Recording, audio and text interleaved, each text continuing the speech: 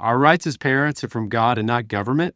And we need to trust the moms and dads of our communities to decide which education is best for their child. And that's what Senate Bill 2 does, is it allows over $10,000 a year to follow each child. Welcome to Silberman Law Firm's Weekly Docket, episode 64, where we talk legal news and practical law. Today is April 4th, 2025, and I'm your host, Phil Silberman, and owner of the firm. I'm joined by my co-host, Austin Black, who works in our Dallas office. How are you doing today, Mr. Black? I'm doing well. Just finished up a quick deposition where I think I think opposing counsel was much more confused than I was. That was good. That's always a good sign Yeah. of when you do a depo is having opposing counsel be confused. Yeah. It happens sometimes. Yeah. All right, what's on our docket today, Austin? Yeah, so first we have an update on House Bill 17, the one relating to foreign adversaries and land ownership in Texas. There was a bill, remember, we tried to pass in Texas to stop some Chinese nationals from purchasing property here. We have an update on that, so we'll go over it. And then that's just our one portion of legal news today. Then we'll move on to our legal questions section. First, looking at, can you conditionally leave assets in a will? This question is inspired by Netflix's Life List, which that came out a while back. This isn't a new movie. I don't know. I just saw that it was number one in Yeah. Netflix. And I'm almost 100% certain that this is an older movie. we got to talk. We got to talk about it. It's number one. I don't know when it was number made, one, but I think I've seen parts of this movie, so I know what you're talking about. But I remember it came out a little bit back, and yeah, we'll talk about that, whether that makes sense based on wherever that show was shot. And then we have a special guest interview today. Senator Mayes Middleton, Texas State Senator from District 11, is the vice chair of the Education Committee.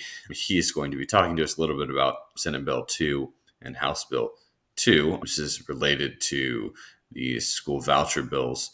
We're talking about that, and then also discussing the proposed junk food ban and what his thoughts on it are, what arguments for and against it are. We'll go through all that, and then that'll be our show for today.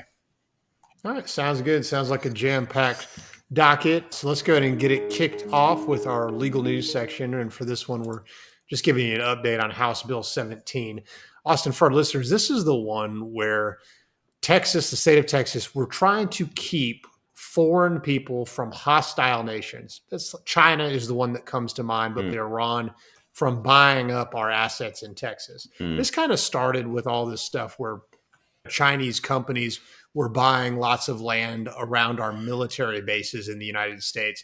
That's been going on for years. So the idea is not in Texas. So House Bill 17, introduced by Representative Cole Hefner, is designed to prohibit these hostile persons from buying land and assets in Texas. The update on it is it was passed by the Senate, and now it's going into the House, and the House is going to vote on it, and we're going to see where it goes. But not everyone is happy with it in its current form. Believe it or not, many people in Texas think that the bill in its current form is entirely too liberal. So here's some of the things we want to change. All right.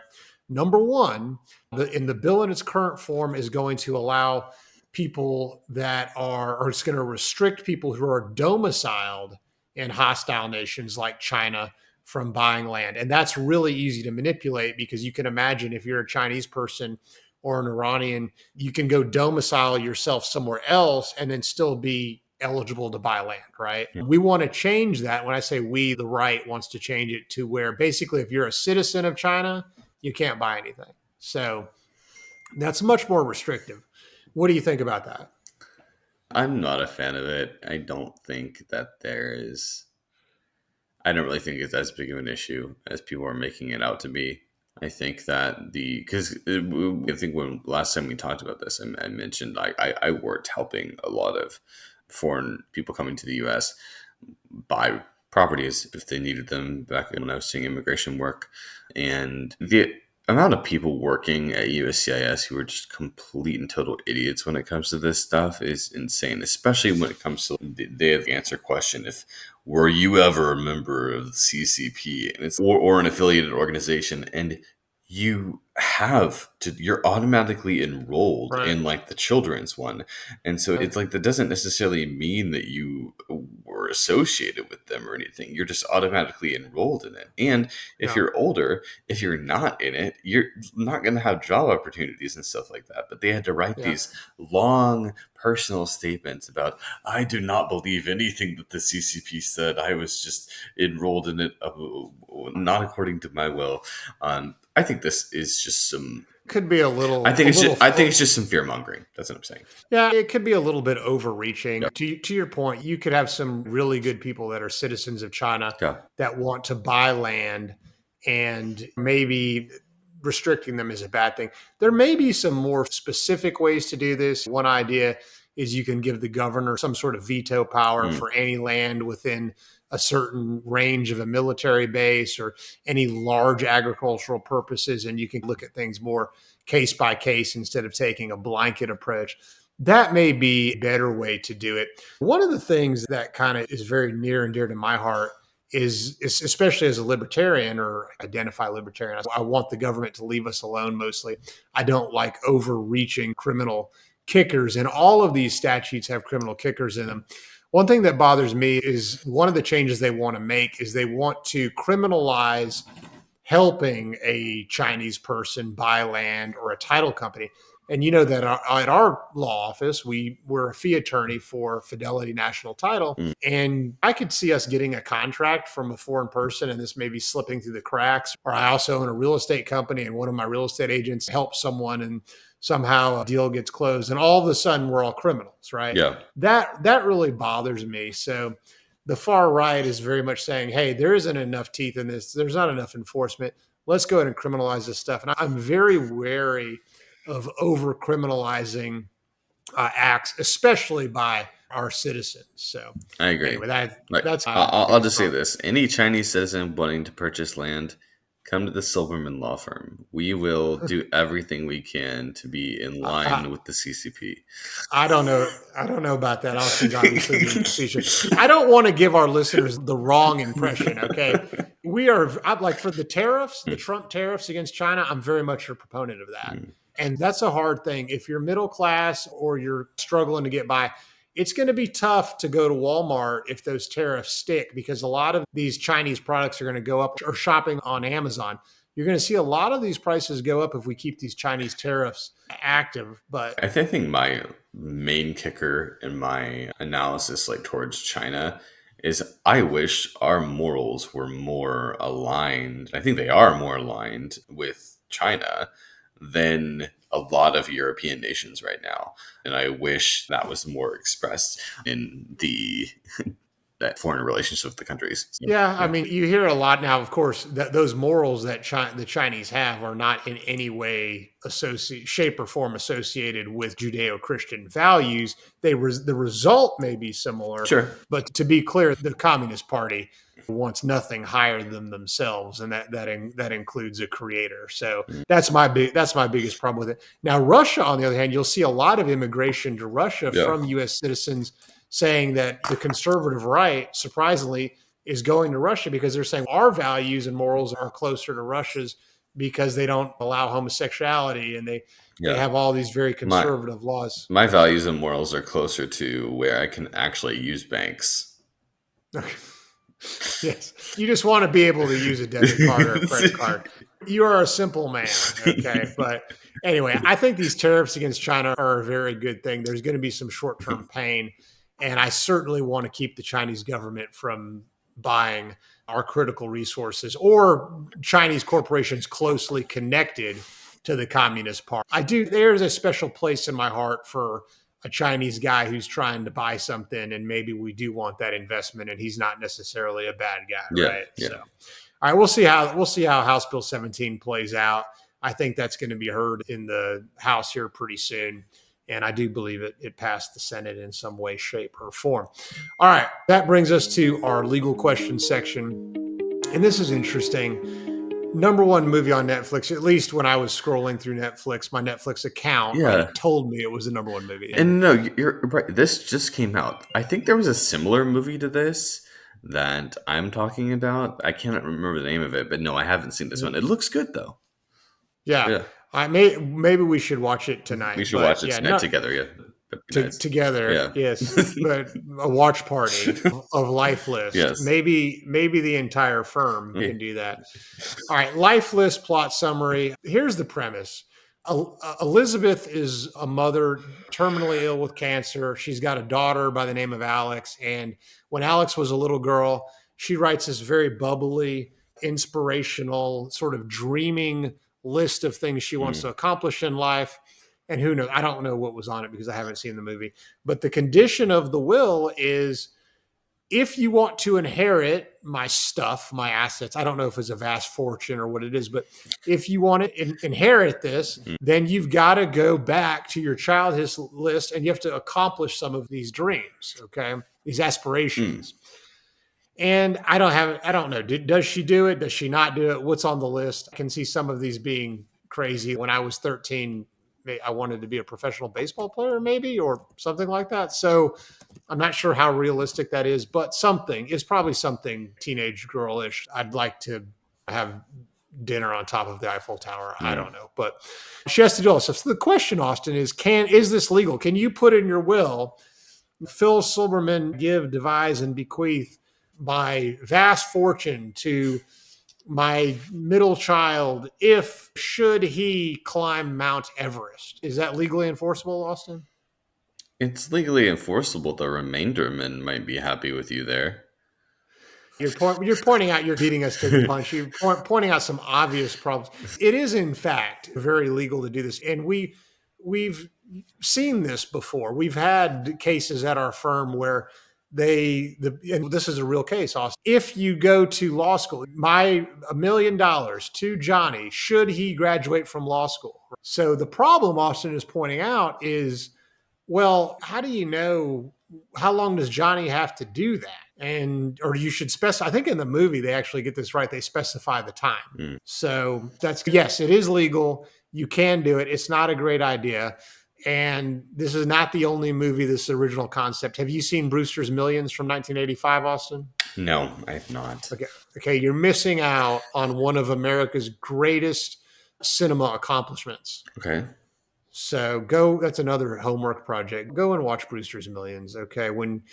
Before Netflix, all we had was T, and it aired like 100 times a week. So Brewster's Millions is a guy who has to spend $30 million to inherit $300 million because the guys who leave it to him want him to know how hard the value of money. And the idea is that by spending $30 million, and in 1985, that's like a ton of money. Spending $30 million, you're going to know the value of money, and you'll be able to responsibly inherit the other 300. Just go buy 6 dozen eggs. Yeah, exactly. I guess.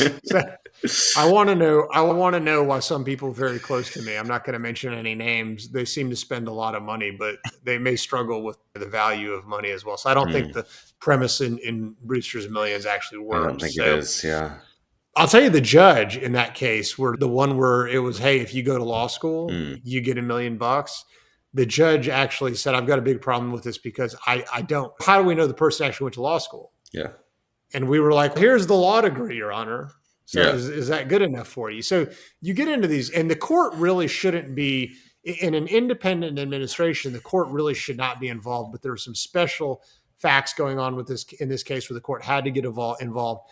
And you can imagine that one's a little bit easier, but we talk about climbing Mount Everest, right? Or what if we said you've got to go do something else? What I was implying with the Mount Everest one is that people die very frequently going up in Mount Everest. So I was like, whoever gets the remainder interested in is going to be really happy with that provision. Yeah. So like you have to parachute out of an airplane. You have to do something really dangerous. Austin's, and by the way, Austin, this one, in our case, there was no residuary clause, which is a really strange thing in a will because almost all wills have residuary clauses. Yeah. And the judge was making the point, if you've got no residuary clause, then you've got a partial testacy or a partial intestacy. Yeah. And so it creates all this problems. Yes, you can absolutely do this, people. If you want to put these crazy things in here, you can do it and try to get your children to finally accomplish something, but it's going to create problems. But let me just say secretly, you should do it because it gives us more work. Yes, it does. You give us more work and we make more money. That's an excellent point. Austin, we also get these other ones that are interesting, the negative. Yeah. So can you say, and we see this a lot, Yeah. if as long as you're still married to Jill, Yeah. you shall not inherit anything. But should you divorce Jill, or they'll say it not more nicely, should you ever cease to be married to Jill, then you shall inherit. Is that legal, Austin? Yeah, it's legal. It's a headache, just like the affirmative conditions Yeah. are. But it does get complicated because usually there's not any like provision that says if you ever become married to Jill again, we take it from you. That's not the case. So Right. technically, you could just divorce Jill. Executors, okay, cool, I can do this now. Give it to you. You get the funds, and then you remarry Jill. Remarry Easy. Jill. You're getting Yeah. creative. Easy. You're getting Yeah. creative. You can come to our law firm if you need some creative solutions Yeah. to circumvent these. I won't marry you, but I can't help you with that. But yes. Yeah, there you go. All right. All right. So, interview. Let's go ahead and welcome Mayes Middleton to the show. So, we're being joined by conservative Texas Senator Mayes Middleton. So, I appreciate you joining us today, Mayes. I know you're doing good work and you're a busy guy. We're just going to dive right into it because I know you're short on time. You're the vice chairman of education, and this year that is an extremely big deal because we've got Senate Bill 2, which is all about school vouchers. So tell us a little bit about the school voucher bill and just give us a quick update on that. So, school choice has always been a top priority of mine because it's very simple. Our rights as parents are from God and not government.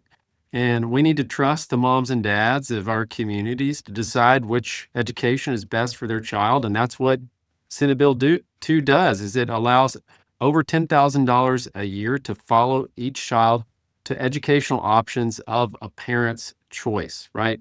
So at the end of the day, right now, only government gets to decide how the tax dollars are spent, those education dollars are spent. We're saying we want parents to get to decide as well. So I'm a big fan of the bill. So thank you for your work on that. But people are fired up about it, right? So we're seeing stuff on the news with all the protests. I mean, just how crazy are the protests down there and all the people coming down? Tell us a little bit about that. Well, so there's a lot of taxpayer-funded lobbyists against it. So what's really wrong and unethical is parents' tax dollars are going to Austin taxpayer-funded lobby groups that are then being used to lobby against parents, right? Because no one's making anyone choose anything under the school choice program. Only parents are deciding. The schools aren't deciding. The moms and dads are deciding where to send their child. And it's really unfortunate those tax dollars are being used as a weapon, essentially, to lobby against what moms and dads want, right? I mean, this is such a simple concept. And we know at the end of the day, no one knows a child better than their parents. Government certainly doesn't know them better. Moms and dads do. And they're best equipped to make those decisions. Now, of course, most are going to continue to stay in our traditional public schools, at least to 80%. We're going to pass teacher pay raises this session as well. But we're providing a choice, right? We're opening a door for those that don't have this chance right now. And it allows that money to follow their child, whether it's private school, it can be homeschool, it can be tutoring, it can be educational therapies, it can be dual credit classes, it can be even career-based certifications. So these are really important things to have available to parents in Texas. Okay, well, I mean, it sounds great to me, but not everybody is convinced, right? So, what are you going to say to the PTA president? You know, they believe that this law is going to take money out of the public schools. What do you say to them to kind of convince them it's going to be all right? Well, that's totally false. We're spending close to $90 billion on public schools this legislative session in the budget, and the school choice program is about $1 billion. So 1 out of 90 is not defunding anyone. Additionally, we have provisions in the school finance formulas that they will not lose any money. 100% of public school students will continue to be 100% funded. under this bill. So what you're saying is it's not a zero-sum game. I mean, you think we can do both? We can do both in Texas. We can fund the public schools and we can give parents choice.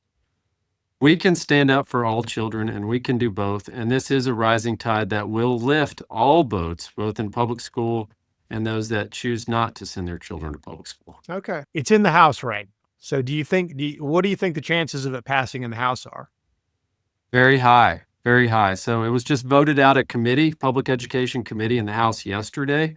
And the bill has, I think, 77 or 78 co-authors, right? So those have authored the bill. This is Senate Bill 2.